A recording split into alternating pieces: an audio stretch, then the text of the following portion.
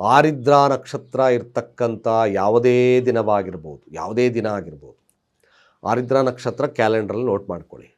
ಅದರ ಹಿಂದಿನ ದಿನ, ಅದರ ಹಿಂದಿನ 15 ದಿನ ಗಂಡ ಹೆಂಡತಿ ಬ್ರಹ್ಮಚರ್ಯವನ್ನು ಆಚರಣೆಯನ್ನು ಮಾಡಿ.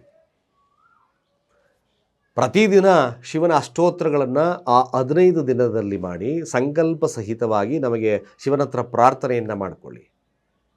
ನಮಗೆ ಮಕ್ಕಳು ಸಂತಾನ ಭಾಗ್ಯ ಕೊಡು ಪರಮಾತ್ಮ ಅಂತ ಹೇಳಿ ಈ 15 ವ್ರತವನ್ನು ಮಾಡಿ. 15 ದಿನದ ವ್ರತ, 15 ದಿನ ಆಗಿ ಆರಿದ್ರ ನಕ್ಷತ್ರ ಅವತ್ತು ಯಾವತ್ತಿರುತ್ತೋ ನೋಡ್ಕೊಂಡು ಆರಿದ್ರ ನಕ್ಷತ್ರ ದಿನ ಶಿವನಿಗೆ ರುದ್ರಾಭಿಷೇಕವನ್ನು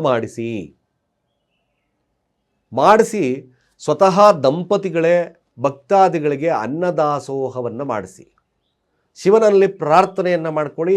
ಆ ರುದ್ರಾಭಿಷೇಕದ ನೀರನ್ನು ಗಂಡ ಹೆಂಡತಿಯರು ಇಬ್ಬರೂ ತೀರ್ಥ ಸ್ನಾನವಾಗಿ ಮಾಡಿ.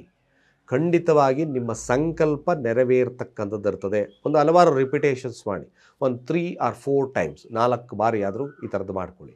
ಶಿವನ ಆಶೀರ್ವಾದ ನಿಮಗೆ ಲಭ್ಯ ಆಗ್ತದೆ.